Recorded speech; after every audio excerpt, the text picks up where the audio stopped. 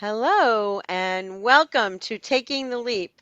I'm Caryn Saitz. I'm your host of Taking the Leap, and I'm here with a very special guest today, Allie Mooney. So welcome, Allie. How are you? Oh, thank you, Karen. Isn't it amazing? We're at the other end of the I world, know.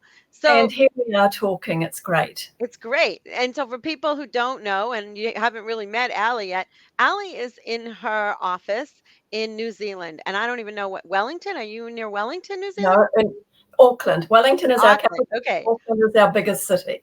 And I'm in Boston. So we are really, truly almost as far as we can be from one another. But yet, honestly, you don't feel it when we're doing this. So welcome. And I'm Thank you. really excited to have you here. And I always start off with a little story. And Allie and I met, I was trying to think of how many years ago. I'm thinking that it was at least 10 years ago. You Absolutely. probably know better because you know when you were in the US. But Allie, we had asked Allie to do one of her cool programs, which you'll hear about in a minute, for an organization for entrepreneurs organization that I was working with. And Allie came over to Boston and we spent like 2 days together. I think you stayed for the weekend, and I had the opportunity to show you around Boston, be your tour guide, and then do what we both love to do, which was shop. And we truly had a blast, and we have photos and you know, it's amazing how in one day you can truly get to know someone. And I felt I really did. And then you came back again, which was great. And I got to tour you and your husband around Boston this time. And so it's been a while since we've seen each other. It's probably been 4 or 5 years. I don't know the last time you were in the Maybe States, maybe three. more. Maybe three. Oh, yes. Well, that's right. When you could be. Yeah. So welcome, Allie. And I'm really excited to talk to you about taking the leap because I think you're a great example of someone who has taken the leap. So, can you share with everyone what you were doing and then what you are doing today? Sure. Well, thank you for that beautiful, warm welcome. And authenticity is a wonderful thing, and I feel that with you. I'm very comfortable with you, and I hope the audience will enjoy our chat together. But in my other life, and it's very interesting, when you're 40, things happen in your life. I don't know why. We talk about pivoting now, but I think every woman, especially, has a moment to pivot.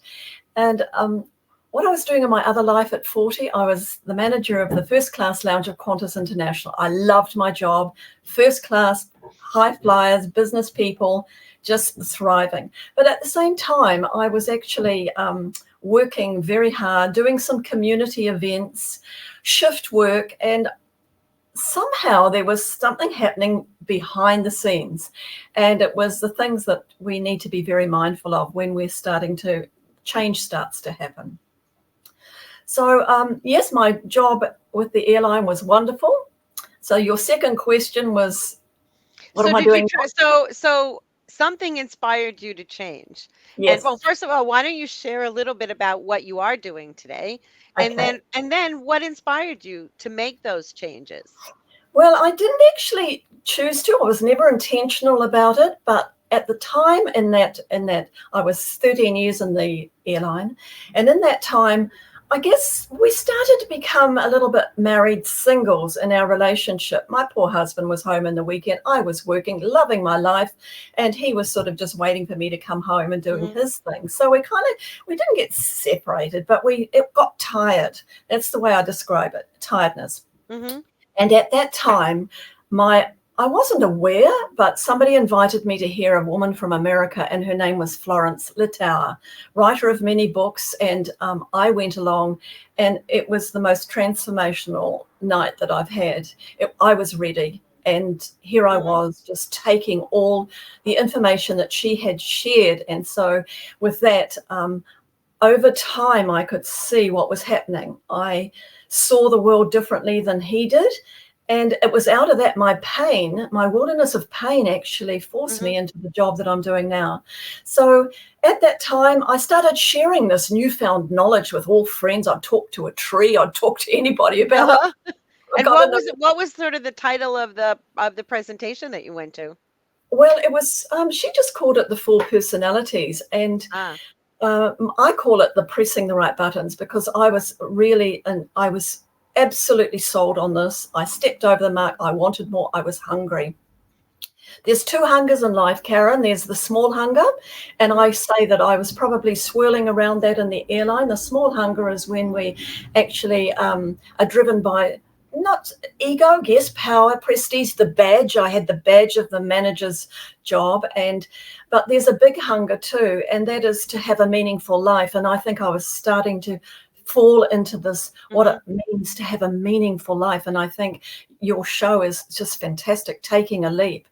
And so I bought all her books, 13 of them at the time, Oh, wow. and I went home and I ate them and I just absorbed them all. And then I decided to come up to the States and sit under her tutelage, and a wonderful woman that she was so generous. So wonderful mentor, because her generosity has just fallen on me. I love to be generous, and I do a lot of charity work as well.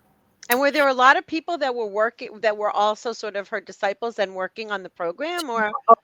Over the years, she has had many, many people, and this was a group of about 40, possibly. She's now passed away, and the legacy still lives on. But what she taught me was about people are different. It's not our differences that divide us. It's our inability to respect and celebrate those differences. And so for me, I saw my husband so different. I'd come home from work and he'd be in the lazy boy chair, and I had to go looking for him and blended into the wall. And I was a doer and a goer, and this frustrated me a little bit. I'd get home and get on the phone and, what's everybody up to? And so we kind of were so different, but that difference has worked for me. And I hear so many times, Allie, we are so different in our marriage. The only thing that we've got in common is that we got married on the same day. That gives people license to get out of a relationship. Well, that could have been me. I was going into a hot zone. I was disrupted, and this has been my saving grace. It's been a wonderful thing, and now 30 years And on. probably your husband, or I know Brian, right? Also, his saving grace, also, right? Oh, when I go away, sometimes it's his saving grace too, because he gets the quiet. I'm noisy, he's quiet, he's structured. You ask me about dates and times, I have no idea, Caryn. But the wonderful thing about it, that he stepped into my business as well over time. It started to build. I started sharing just ad hoc, and then it started to build. I found that women's groups invited me to a luncheon, and then the business sector started inviting me. So I was still managing, but I also was doing this. So the pressure was on, and then I let go. Did you start using it in the work that you were already doing? Definitely. That's when I saw how powerful it was.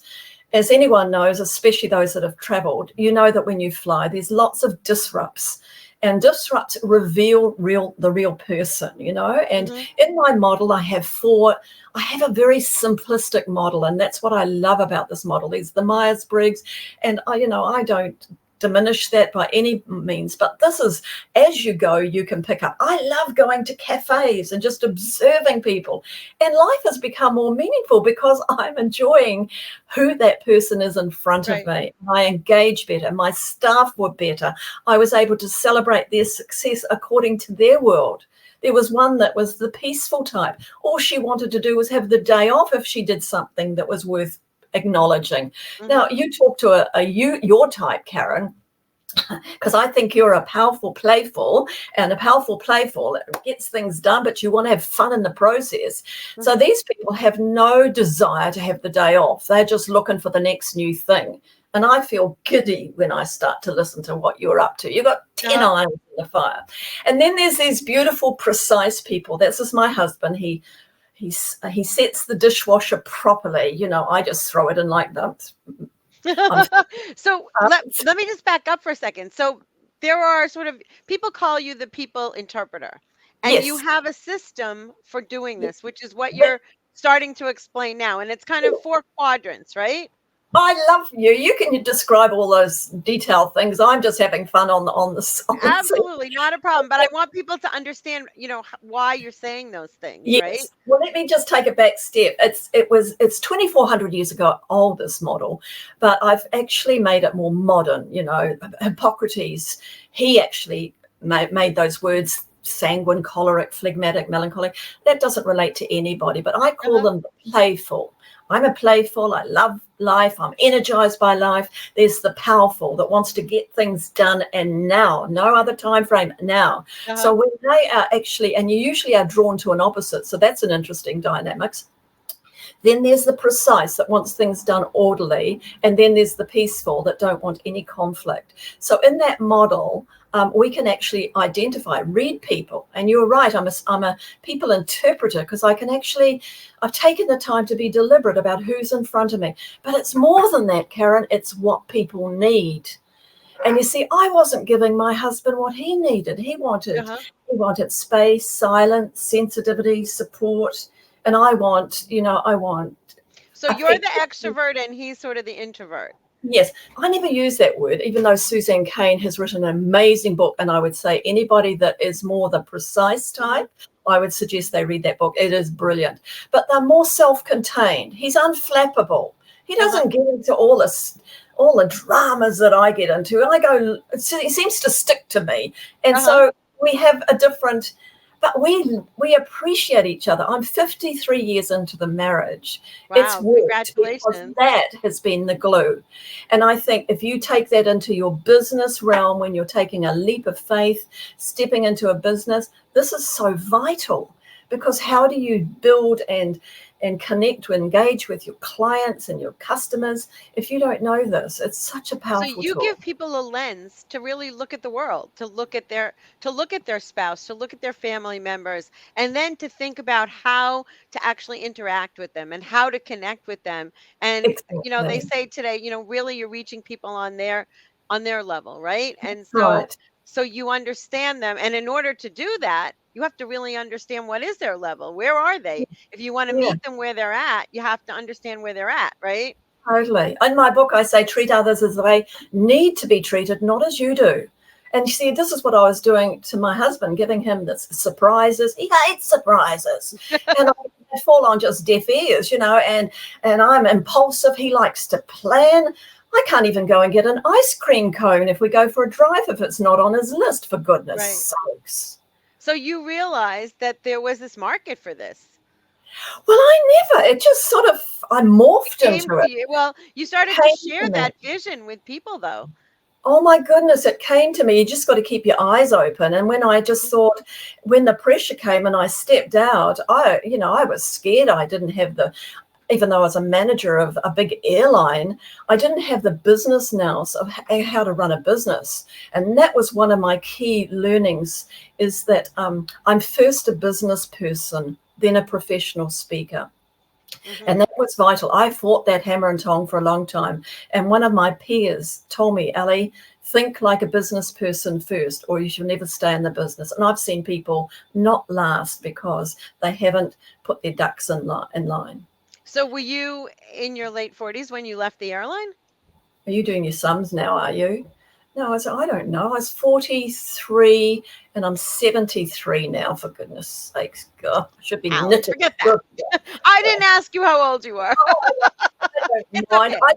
I just But love you're it proud because of it. when you feel you've got a calling, I feel a calling on me. Mhm. I feel that I want to be a carrier of a voice of hope. And so that's my why. I listened to some of your podcasts, Caryn, and that seemed to come through a lot. Know your why. And another thing I want to just, because I think word pictures are wonderful, there's a carp, CARP. I hope I'm not talking too fast because Uh-huh. Kiwis No, it's do that. okay. It's a South American carp, and it's very unique because this carp, this fish, has two eyeballs in the one eye. And it Oh, always reminds me about business, because business has to swim like that carp. Two eyeballs in the one eye. What that carp has to look for predators, and it looks for food. And somehow in business, we have to both look for the prescription of running a business, but mhm. also the motivation as to why. I speak to the why. I've had to learn my prescription. I've had to learn to put that in place, and I have to do it in congruence. I have a I think wonderful that's man. Yeah, I was going to say, I think that's a really amazing way to look at it, because one of the challenges as an entrepreneur, if you're going to go out and you're going to start your company, is always the conundrum of how do I look for business and do the business? You're Oh, always struggling. I mean, obviously, you can hire a team, number one. And number two, you have to learn, because a lot of times you end up doing the business and then you finish and it's like, oh, where's my pipeline and where's the next thing coming and how am I going to get it? And you get into this almost bad rhythm as opposed to a good rhythm, right? Totally. But what And you're talking about is having that duality, having that ability to know what you have to do from the business perspective and also from the yeah. client or the people perspective, right? And to So keep that in sight. when I built my brand, it wasn't sustainable that I do the prescription, the how-tos. And this is when my husband left his business and came on, and we're partner now, and he does all what he loves, and I'm doing what I passionately love.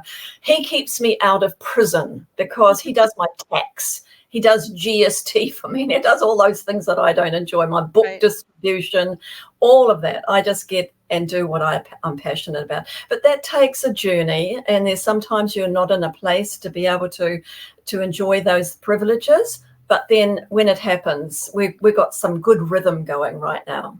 That's great. I mean, I think, someone else that I had a conversation with, I think last week, said, you got to know what you're good at and you got to know what you need to hire for and you're not good at and you don't like. And if you spend your time, or I would say waste your time doing things that it's just not in your wheelhouse. I mean, I'm not the best person with the accounting books either. I do it and I know how to do it, but it's not what I love to do. I mean, I love to be out there and having these conversations. I love to be, doing my client work. I love to do that. Um, Yeah. so you It's got to hire for what is not, yeah, instead of learning how to do all of it, learn yeah. what you need to learn and hire other people who know how to do that. And so I think personality reveals your strengths. And this is what I love about these four types. Hmm. They all have different strengths. And if we could champion that in ourselves and then see what the deficit is and then do the outsourcing, that's when you start to get some traction in the business for sure. And I remember when you showed us those quadrants, there's also sort of on the line where you are not necessarily solidly in one of the quadrants, but you kind of cross Yeah. both quadrants. Yes. And the thing is, there are blends, but there's also learned behavior. Now, I'm a business person. I've had to learn about the powerful side in me. And I can ask for a sale now, because if I don't ask for the sale, I'm not going to last. Right. So I have that tattooed on my head. I've got a great model for that. When you go into a sale, there's building relationships, and that's the most important part. Then finding out what we need, then offering solution, and then ask for the close. Know your ease, but also know your dis-ease. My dis-ease is asking for the sale, because you might say no, and I have a huge need for acceptance and approval. And Hmm. if you don't give me that, but I now have got the courage to do that because I'm a business person So first. you said you're in powerful, playful, and powerful. No, I'm playful, peaceful. Oh, playful, peaceful. And what was Yeah. I? Yeah, I think you're powerful, playful. I think, or even playful, powerful. You're very strong play. But I think, you get down to business, you work the midnight oil. I know that about you. And you've got 10 irons in the fire. You're visionary. And that's what I would like to speak to the listeners today, because I think also we need to know our leadership style. See, playfuls are they're very innovative, so they're inspirational. The powerful are visionary. They see down the track. You are always ahead of your game, Caryn. I see that. And That so has happened to you're me, yes. talking a language that I sometimes don't even understand because I'm trying to catch up to you. But this is your visionary. Now, the precises are strategic. We all have a part to play. And the peacefuls, they are the diplomatic leader. They're the Mahatma Gandhis, the Nelson Mandelas. They are the ones that can collaborate and bring people together. So we all have this wonderful part to us that Hmm. really we need to wear the badge and celebrate. That's the important part. And I think before going into business, honestly, you have to know this stuff, or else it's not going to be helpful if you don't. Because you can't play to your strengths. Can't play to your strengths. Well, who was that wonderful person that wrote the book? Be in the right seat in the bus. Who was that? Oh God, Yeah, you're gonna ask me. I yeah. can't think. You know that precise part about me? I know, me too. We'll find it in somewhere that we've read. We get excited. Exactly, Yeah. exactly, exactly. But you know, I think what's really interesting is it gives you another lens to look through. And I I think, love and it's a very, what was great, and I hope people do read your book and learn more. And because I think it's a really simple lens, and it's not something that I think anybody can do it. And that's what's so beautiful about the model. And so besides you really going out there and speaking and sort of taking the legacy of the woman that you learned from, are there other people that actually follow that? Or pretty much are you the one who's kind of Well, really in New taken Zealand, it I and probably would be the person, the specialist in this area. There's lots of people teaching on personalities, but I think it's the way you right, deliver it. I bring it in right. humor. And I'm self-deprecating. I can talk about myself and laugh about myself. People hear me before they see me. So Hmm. that kind of thing I bring on stage, and people love it because when I'm talking about them, not me. And Right. this is why, your story is so important. And so after my talk, people come to me and just say, my signature story at the end, I talk about a father and a son, and there was such a disconnect because he was a powerful, and he Hmm. had this 17-year-old son that lay on the couch watching TV and eating. And every time he came home from work, this kid was on the couch. Well, powerfuls don't lie on couches. They've got to do stuff. Right. And so there was this disconnect. And when I share this story, because, story first, share from the heart before the head. And if Hmm. you're even sharing your business story, talk your story before this stuff, before all this stuff, because Right. really story connects. And so I have so many people come up later and say, I am that father. And or I am the son that doesn't have a father to affirm me because he doesn't see me in the light of who I am. So, oh my goodness, that gets me out of bed, Caryn, when I can Hmm. actually bring story to people's lives and it resonates with them. So part of your process is that it's simplistic and that Oh, it resonates with a husband, a wife. It resonates on a family perspective, it resonates on a personal perspective, and it resonates in a business perspective. So no matter universe. who is sitting in your audience, they're able to connect in some way. They recognize themselves in some way in the humor and in the storytelling that you offer, and It's that's what so I true. think is really great. And that plays to your strength because you do love people and you love their stories. I do. Yeah. No, it's the universal subject. People say, what is your target market? Well, every human being. But I've also talked to cows about this when I'm practicing my speech. So Okay. it is universal. And so, and to be honest, when I'm doing business, they want the outcomes. They want their team to have something that they can go back. Right. But to be honest, 98% of those people in the room are thinking about their personal life. And I don't care. And I don't make an excuse for it. I actually say to my client, if they get it right at home, you get it right at work. I got it right at home. And so I've been traveling the world, 80 cities in the last 5 years. I've been traveling the world because I've got a beautiful husband that is part of my why as well. And he knows I want to be a carrier of the voice of hope. And it brings hope. It brings hope to relationships that are falling apart. It brings hope that somebody can work with somebody that's just feral. I was You going know, to say, so it's really changed your relationship with your husband too. I mean, oh, working with him and having him travel with you and having him, I mean, I imagine that he sees the world through a different lens now. he certainly does. It is through that lens, another lens. And it's a beautiful lens because we see people and we can enjoy everybody. We don't have to start using the language that is the slang. He's a bit and she's a butt. We can just say, oh, that's a playful, out of control. It's a wonderful way of bringing people back into alignment. So what's so interesting is how much the world needs that right now. It's so divided, it's so judgmental, it's so split in every way. I know. I know. And to me, I didn't like this virtual stuff at the beginning when we had to all, get stuck Uh-huh. into it. But I know that my message, I'm still passionate about the message. So here I am, and I'm digging in and learning like crazy how to do this right. So I'm getting there Well, slowly. I think what's interesting is virtually you can connect with people.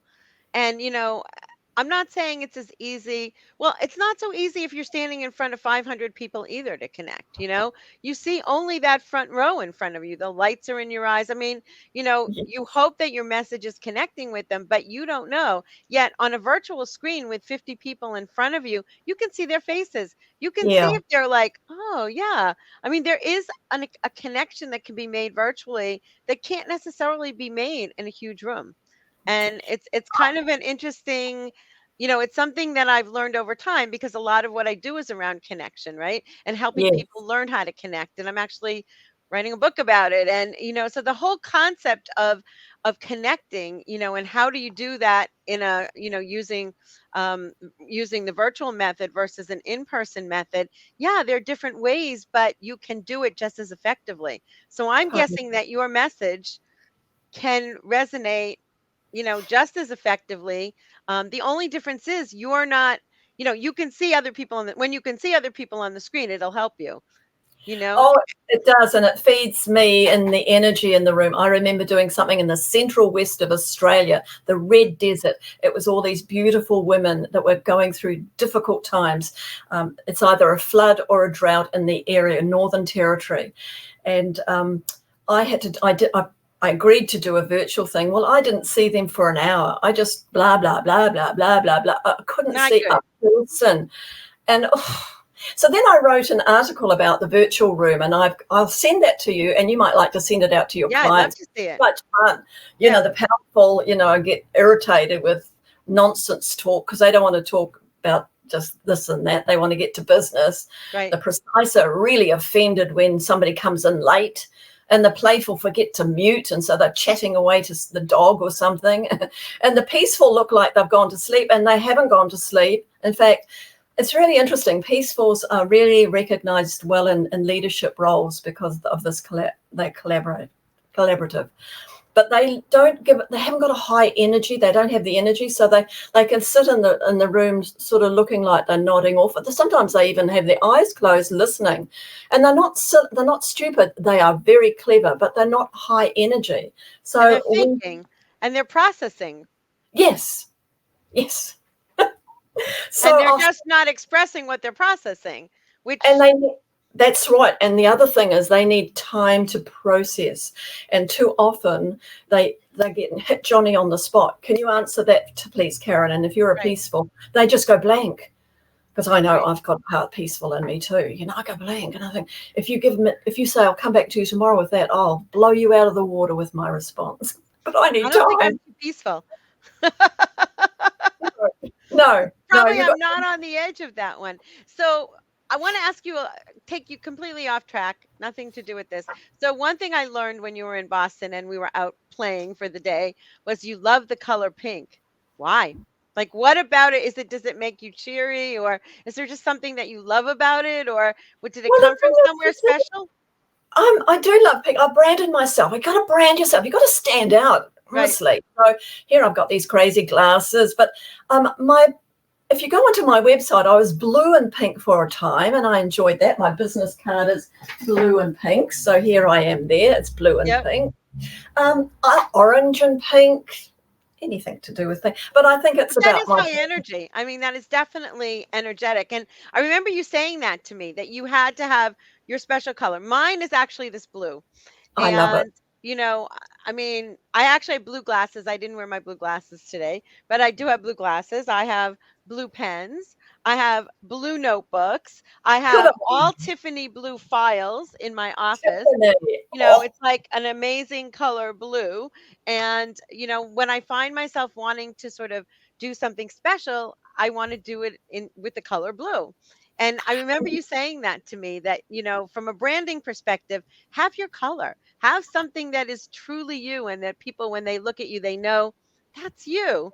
And I do and love glasses also. So yes, I do have blue Oh, glasses too. I've kept my husband broke with glasses. I've got 7 pairs, and that's what I do. But it's very interesting. I went to a funeral the other day, and it was a formal one. They said, it's going to be black, and I can wear black on from the waist down, but from the up top around my face, You I never felt wear it. so. I did wear it, but I felt blah the whole time. I just felt, yeah, I could. it's easy to grieve because I felt like I was grieving in myself too. It's not about me, but I felt flat. It's just, it energizes me. I'm just that way inclined. I think playfuls love color. Precisers, they love the classic. So they feel very comfortable in black. And black's stunning. It's really stunning on people. But for me, it's not It's not really, you. no, not me. So, do you like working with women? Do you think that women have a bigger challenge in going out there and taking that leap? Do you think that they second guess themselves more? Or, I mean, this is meant to help women who, need that little nudge, who They are, can let saying, I've always wanted to do this. I've been dreaming of doing this. But there's this piece of them that isn't able to just try it and go for it. So, I yeah. mean, how do you think your system works with that person? Well, I would say don't be afraid of the big, because my backstory is that I didn't have an education because my mother fostered over 80 children in 5 years. She was a widow. She had 7 Wow. children herself. Amazing woman. And I love what she infused in me growing up. So my university was the University of Life. And I remember standing on that Harvard steps there, Caryn, when you took me there. Right. And I Went thought, to Harvard oh, Yard, I exactly. went that track, but I would have loved to have.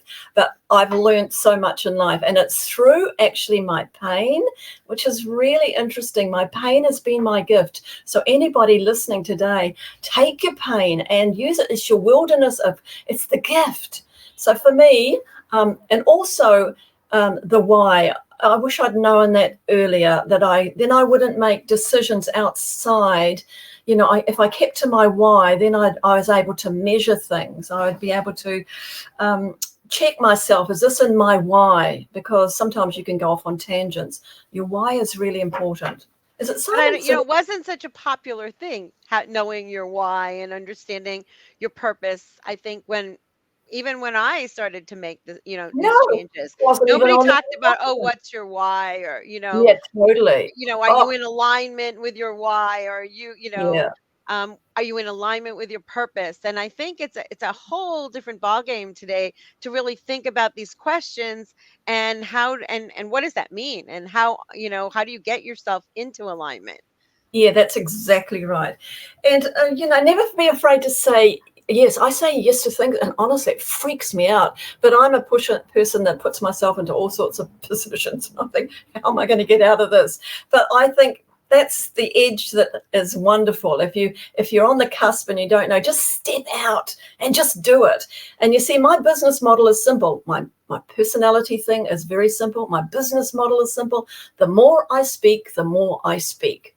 So when I think about that, when you think about that, if I get out there, I do things for charity, I do things for not-for-profit profits, and I charge too, Right. because I wouldn't You survive. balance the two. Yes, but I say yes all the time, and that's what's given me the opportunity, because they're marketing me. I'm not marketing myself. They are marketing me. They're telling somebody, oh, how did you hear Allie Mooney, blah, blah, blah. So Right. I would always say yes to things that are even scary, and then go and figure out how you're going to do it. That's It the was adventurous part of you, Allie. I don't think the peaceful and the precise, they want security.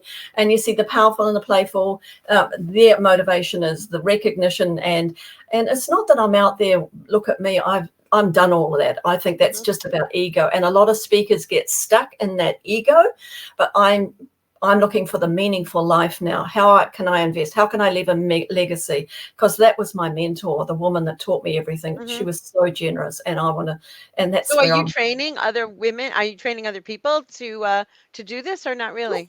Listen to you. I've been asked that for so long. I'm lining up licensing my work because I think it's time. I don't want it to die.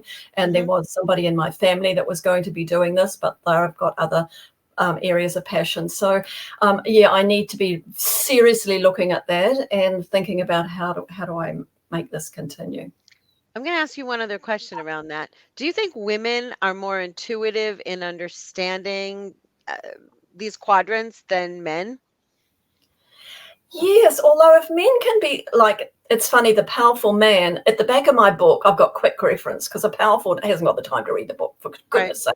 So when I talk to a big group, because I've talked to prison officers, I've talked to blokes on the roads and Hmm. things like that. So it's the way you deliver it. And if it's not attacking them, see, I would never say anybody go away and say, oh, I just learned about personality and I'm this. What do you, I think you're this. It only separates. But if I can learn to fill people's tanks, and that's what I teach is how to fill the tank. And maybe, Caryn, I'd be really willing to do something for you online with you, just so that you'll hear it, your listeners can hear this and we can go a I bit would love to deeper. do it, Allie. I think that would be great.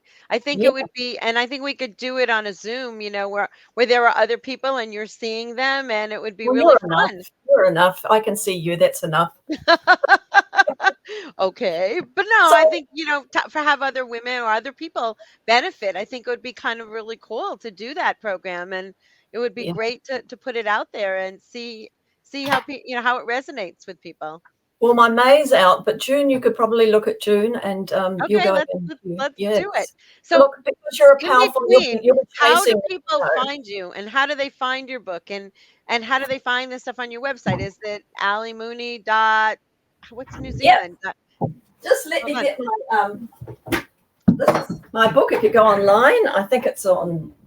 Pressing Yeah. the right buttons. Yes. How to Okay. put people's right People button. skills for what does it say? People skills for happiness, for For business business business success. success. Now, the Got it. publisher wanted that, but look, if you read that on a personal level, it will give you as many tools on a personal level. And can They they just, buy it on Amazon? yep, yes, you can. Yes, yes. Okay. And I And think you also have sort of the system on your website, correct? we just give a little taster, so it kind of you can, So you yeah. have to buy the book. Yes, it would be good if you bought the book, but if you didn't buy the book, I tell you, if you can only look and explore this whole area, because it does it's the layer that I call it the X factor, the secret weapon of life, because being in a marriage 53 years, when it was easy to go another direction had I have not been given this information. I'm very grateful. So the transition has been a good one from you. You are living your dream life, and you've touched so many other lives while you've done this. So, is there one last parting word that if you had known this when you started that transition and you started to do this, that would have really made it easier for you? Is there anything out there that, I understand, understanding your why and, and going for it and just saying yes and see where it takes you. Was there one sort of moment that was pivotal in that transition? I guess it was coming to the US and taking the course, right? Yes, although I would say build around you people that will champion you. I've got a peer mentor group, and I have to say, we can't do things alone. We're not islands. Right. And this is a lonely business because, I go to places, I present, and even though I meet lots of people, their stories, and I become their new best friend. But I can't sustain that. So I think there's these intimates, these people that you feel that you can be vulnerable in front of, Right. and they Like the support you mastermind that we do, totally. and Your mum, exactly. yes, yeah, yeah. I would say be sure that you take those people, and be sure you take your family with you on that journey, because it's very easy to pour yourself out. You're working the midnight Hmm. hour to get things done, and so allow that room for the intimacy of those people that you really care about, because you can lose them so quickly. Wow. First of all, thank you, Allie.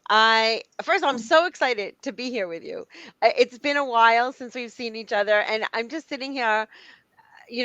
I've loved every moment that we've ever like spent, no matter what we're doing. If we're just out playing and walking around and sightseeing, or we're learning together, or you're presenting, or I'm in the audience, or whatever the situation has ever been, I'm always just smiling. I mean, it just makes me smile. And so I am honestly honored and thrilled and proud to have you here today. Yes, it's your Wednesday morning, and it's only our Tuesday night here in Boston, and you have the whole day ahead of you. So I hope you have an incredible day. Um, and for those watching, we are definitely going to do a program. I will also put Allie's website when I post this, and we'll be sending a link, and we'll be putting it also on YouTube channel, which is the Taking the Leap channel on YouTube. And hopefully you'll see more from Allie and I on this platform. So thank you, LinkedIn. Thank you, listeners, for being part of this. And we'll speak soon. Send my regards to your family. Thank you, Caryn. Thank It's you for such a what you pleasure. do.